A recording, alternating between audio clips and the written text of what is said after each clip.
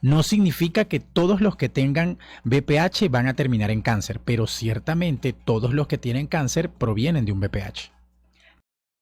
Doctor, queremos tratar este tema que es de salud pública. Hay muchas personas pues que están interesados en conocer, ¿no?, acerca de lo que es el virus del papiloma humano o VPH, porque es un tema bastante relevante y existen muchísimos mitos que están alrededor de lo que es este virus. Hay 200 virus, es un solo virus. Vamos a empezar por allí, ¿no? Vamos a empezar por conocer primero exactamente qué es el virus de papiloma humano. Es una enfermedad que está presente en múltiples fases de la vida y que está presente en muchos sitios. Existen más de 200 tipos diferentes y afectan sobre todo las mucosas y la piel. Está presente inclusive en lo que son las verrugas, lo que nosotros conocemos como cadillos, ¿sí?, que son lesiones que son muy comunes en niños, ¿sí? Y eso está presente en las piscinas, en los preescolares, en diferentes sitios, y siempre van a estar presentes en nuestra vida. Por supuesto, dependiendo del tipo de mucosa que afecte, hay diferentes serotipos, y digamos que el área de mi especialidad, que son las que más manejamos, son las que afectan el área de la mucosa genital, que siempre la asociamos a una enfermedad de transmisión sexual, y de allí por qué es un tema tan tabú. El VPH, hay un VPH de bajo riesgo y hay un VPH de alto riesgo. Por aquello que mencionas de que puede causar verrugas genitales o provocar algún tipo de cáncer. Sí, ciertamente existe, en cuanto a riesgo de cáncer de cuello uterino, ahí es la parte importante de tipo médico, porque el cáncer de cuello uterino es una de las principales causas de muerte en mujeres en edad reproductiva. Y dentro de los tipos de virus de papiloma humano existen unos que son de alto riesgo para producir cáncer y existen otros que son de bajo riesgo para producir cáncer. Dentro de los que son de alto riesgo, el 11, el 16, el 18 son tal vez los que tienen mayor riesgo de producir cáncer. Son los que los ginecólogos estamos más pendientes, ¿sí? Y por eso la relevancia y la insistencia por parte del personal sanitario, de los médicos, sobre todo los especialistas en ginecología, en que las pacientes se hagan sus estudios para hacer el diagnóstico temprano de esta enfermedad, porque se ha determinado que hay una relación directa entre padecer del virus del papiloma humano o VPH y el cáncer de cuello uterino. No significa que todos los que tengan VPH van a terminar en cáncer, pero ciertamente todos los que tienen cáncer provienen de un VPH. Todos provienen de un VPH, pero con respecto al cáncer de cuello uterino o también el cáncer de tipo anal o el cáncer de tipo orofaríngeo. Con mucha más, digamos que estadísticamente, el cáncer más común, todos esos tipos de cáncer pueden estar originados en el virus del papiloma humano, es cierto, pero digamos que el que tiene mayor incidencia y que preocupa más a las mujeres en edad fértil es el cáncer de cuello uterino, es el que representa más, tiene una tasa de morbimortalidad más alta, y por eso es el que es el más estudiado. Que si está asociado al cáncer faringe en garganta, sí, que puede estar asociado al cáncer de colon y recto también, pero ciertamente la incidencia de cáncer de cuello uterino es muchísimo más alta que todas las anteriores. ¿Es únicamente por relación sexual o quizás por algún contacto, algún toque de ese tipo de lesión se puede transmitir? Mira, es un tema muy complicado. Es escabroso, ¿verdad? Sí, es un tema muy escabroso, porque en medicina no hay verdades absolutas. Es que en medicina no hay verdades absolutas. Nosotros entendemos que el virus de papiloma humano en el área genital es una enfermedad de transmisión sexual. Sin embargo, eso no es totalmente cierto. Inclusive está descrito la transmisión vertical, es decir, que si tú fuiste producto de un parto vaginal y tu mamá tenía presente las lesiones en el momento que te parió, tú puedes haber tenido tu primera infección en el momento que naciste, ¿sí? O sea, ya de ahí en adelante, imagínate todo lo demás. Pregunta, ¿y si hubiese sido en el momento del nacimiento, cómo se presenta en ese bebé? O sea, ¿cómo es diagnosticado en ese momento? ¿Presenta algún síntoma el niño? Es que allí es donde está el problema. A diferencia de otras enfermedades, como por ejemplo la gripe, en la gripe tú tienes un periodo de incubación. El periodo de incubación dice, y cada enfermedad es distinto. O sea, te estás en contacto con un patógeno, con un virus, pasan 3 o 4 días y empiezan los síntomas. Eso es el periodo de incubación. El periodo de Ok. incubación significa el tiempo desde que tú te estás expuesta a la enfermedad y a cuando lo empiezas a manifestarlo. En Ujú. el virus del papiloma humano, ese periodo de incubación pueden ser días, pueden ser semanas, pueden ser años, pueden ser décadas. ¿Sí? Entonces pueden pasar muchos años desde que tú te infectaste hasta que presentas los síntomas. Y por allí es que viene el problema de que la gente cree que BPH es sinónimo de infidelidad y no tiene nada que ver con infidelidad. Ajá, y la gente se pregunta muchísimo precisamente eso. Si se descubre, estaba de hecho revisando una de las publicaciones que usted ha hecho a través de sus redes sociales y precisamente contaba la historia de alguien que luego de 15 años que no había tenido contacto sexual o no tenía pareja, pues le habían descubierto que tenía VPH. Sí, y eso viene enmarcado en lo siguiente. O sea, tú tienes tu pareja fija y ya tienen tiempo, ponle que tienen 10 años juntos y todos los años te haces tu citología. Abro paréntesis, actualmente se sabe que la citología hay que hacerla cada 6 meses. Ok. Pero bueno, tú te haces tu citología todos los años y todos los años está normal. Y de repente un día te llega una citología y dice positiva para VPH. Tú te enganchas y además que el Me montaste ginecólogo... el cacho, Exacto, chacho. inclusive se lo he escuchado a ginecólogos que agarran la prueba de la citología en la mano y le dicen, esta es la prueba inequívoca de que tu marido te fue infiel. Y eso es completamente falso. Ah, es falso. Totalmente falso, porque todos los hombres son unos angelitos. Ah, claro. Esa es la razón. No, no, hablando en serio, no hay, el problema es que no hay un tiempo de incubación preciso. Sí, o sea, eso no significa que tu marido no te esté montando cacho. Puede ser que sí, puede ser que no, pero esa no es la prueba. Esa no es la prueba. Porque el mejor ejemplo es el que tú estás comentando. Yo tenía una paciente que tenía 15 años sin pareja, viuda, y todos los años sus citologías normales, y un día le llega la citología que dice que tienes VPH. La señora me dice, doctor, ¿y entonces quién me lo pegó? El Espíritu Santo, ¿verdad? Por ¿Quién pura fue? gracia. Ajá, no, mamá, no fue el Espíritu Santo. Esa enfermedad seguramente es verdad, si la adquiriste de tu pareja. Es que yo nada más tuve una pareja, probablemente fue él, está bien, pero fíjate que si lo tienes de 15 años no significa que fue ayer o que fue antier o que fue hace un mes, fue hace 20 desde que estás con él. Lo que sucede es que para que se te manifieste tienes que tener un problema inmunológico. Ahí viene la parte difícil, ¿sí?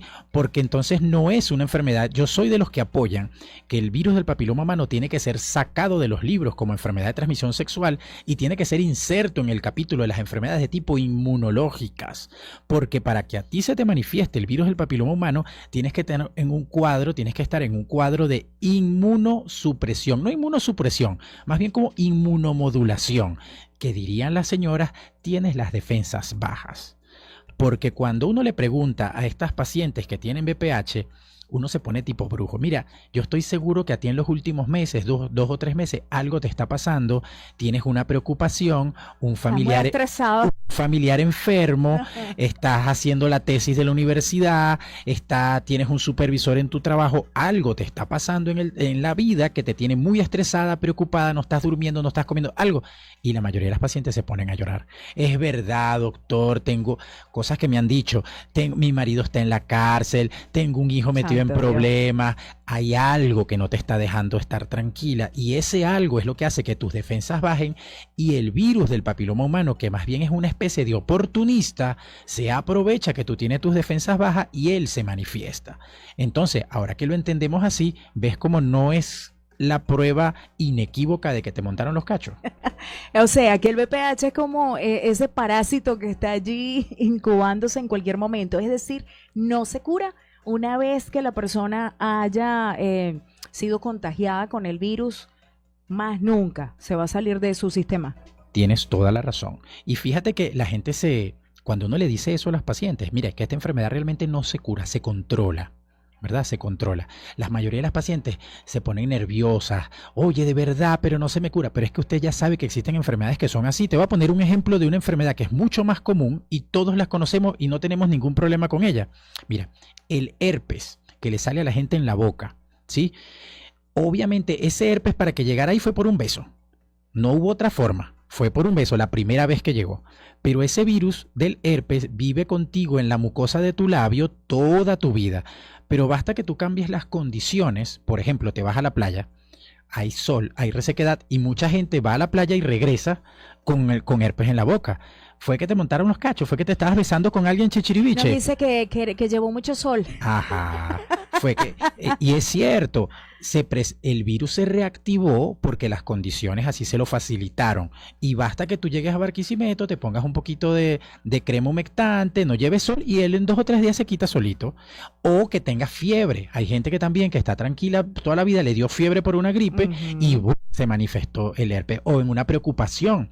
¿Sabes qué otro también es muy parecido? El herpes zóster, el que primero es la varicela o lechina y después se manifiesta en la culebrilla. La Ajá. gente cuando, Este que hay que cuando rezarle para que se cure, que que no dicen se que unan no. las dos cabezas, cuando la gente está bajo mucho estrés, la lesión donde tenía herpes zóster o Ujú, culebrilla le ujú. comienza a picar de nuevo, tiene prurito en la zona en la que tuvo el herpes El zóster herpes. cuando está sometido a unas situaciones de estrés. Entonces fíjate cómo ese es un concepto que ya nosotros sí lo conocemos, sí sabemos que existe un virus y que se activa cuando estás estresada, preocupada, cuando tienes una fiebre, cuando tienes otra enfermedad concomitante. Fíjate que ahorita en el post-COVID se dio mucho, que hubo muchos casos de VPH, pero ¿y qué tiene que ver con el VPH? Pues nada, ciertamente nada, pero produjo un efecto de inmunomodulación en el cual a la gente se le bajaron las defensas y se hizo presente otra vez en muchas pacientes. Claro, la preocupación que teníamos con ese COVID fue terrible. Eso quiere decir que cuando estamos entonces intoxicados con una cierta cantidad de cortisol por el estrés, siempre que se suprime el sistema inmunológico, va a aparecer, si es BPH de lesión, la lesión, o si es BPH de esa cantidad de números que dijo al inicio que producen cáncer de cuello uterino, van a aparecer allí. Y si no se hace la citología en el momento, va a estar con ese BPH activo. Mira, nuestro cuerpo tiene la capacidad de controlar el virus cerca de entre un 90 y un 95% de las veces, Ok. ¿sí? El problema es que cuando esa situación persiste, entonces puede ser que tú tengas un cuadro de estrés y además tengas una enfermedad base o tengas un proceso infeccioso vaginal persistente, un flujo que no permite que el microambiente de la vagina se mantenga con un pH inadecuado. Digamos que todo eso crea un caldo de cultivo para que el VPH siga creciendo y pase de ser solamente un VPH superficial a un virus de papiloma humano que penetra las capas más profundas, y ahí es cuando ese virus de papiloma humano avanza desde lo que conocemos como una lesión intraepitelial de bajo grado a una lesión intraepitelial de alto grado y con el pasar del tiempo llegue a convertirse en un cáncer. Anteriormente se utilizaba una nomenclatura diferente que se conocía como NIC1, NIC2, NIC3 y de ahí pasaba cáncer. Más o menos para que la audiencia sepa, el tiempo que pasa de un NIC1 a NIC2 a NIC3 es aproximadamente entre año y medio y 2 años, ¿sí? Y por O algún sea, que va cambiando de forma, que va avanzando. que va Es un avanzando. proceso Ok. lento, realmente es un proceso lento. El número mágico para que las pacientes desarrollen un cáncer de cuello uterino, por supuesto, vuelvo, en medicina no hay verdades absolutas. Ok. Sí, en medicina no hay verdades absolutas, pero hay un número mágico que yo lo he visto en mi experiencia, que es de 7 años. Un cáncer luego de 7 años. Luego de 7 años de que no sepa ni siquiera que el ginecólogo existe, o sea, se olvidó de ir a visitar el ginecólogo y hacerse su chequeo rutinario. Y eso es bastante frecuente, porque hay mucha gente que piensa, no, yo me divorcié y ya no fui más al ginecólogo. O sea, como no tuve más relaciones, es que eso no tiene nada que ver. Eso no tiene nada que ver. Después que usted inició su vida sexual activa la primera vez, tenga o no tenga pareja, tiene que acudir. Cada 6 meses. Cada 6 meses, cada 6 meses. Así no tengas pareja. Otra cosa que ven, no, es que ya yo iba a mi ginecólogo, a mi obstetra, todos los meses cuando estaba embarazada, pero como ya parí, entonces ya no voy más. O la otra que es muy común cuando se le quita la menstruación. No, yo vi regla hasta los 47 y como ya se me quitó la menstruación, entonces ya no fui más. Y Ya entonces, me hago platica de ir para el ajá, ginecólogo. correcto. Ya no veo regla ni, Ya ni no utilizo fui toalla más. sanitaria. Y entonces ahí es cuando vemos esas pacientes que tienen 10 años, 12 años y cuando uno la revisa, pues lo que tienen ya es un cáncer. Es un cáncer. Doctor, rápidamente, ¿cuáles son los métodos más efectivos para prevenir la infección del VPH? Otra, porque quiero que usted nos responda, nos queda poco tiempo, la vacuna contra el VPH, ¿es efectiva? ¿A qué edad debería diagnosticarse o debería decirse, mira, vacúnate? Sí, mira, la mejor. Estamos trabajando bastante duro en un proceso de vacunación. Actualmente hay 2 vacunas disponibles acá en el país, la Gardasil 4 y la Gardasil 9, y sí previene. Se debe usar en pacientes, cuando se utiliza en pacientes que no han tenido relaciones, en pacientes adolescentes entre los 9 y los 14 años, tiene una efectividad cerca del 100%, algo así como el 98% de efectividad.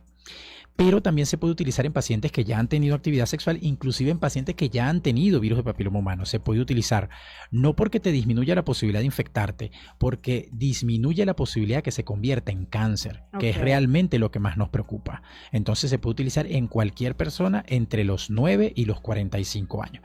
Doctor, pero yo tengo 46. También se puede utilizar, solo que su tasa de éxito es un poquito menor y tiene que ser un paciente que esté controlado, que no sea diabético, que no sea hipertenso, que tenga algunas condiciones, ¿sí? Y en adolescentes y en adultos tiene dosis diferentes, pero sí se puede utilizar sin ningún problema.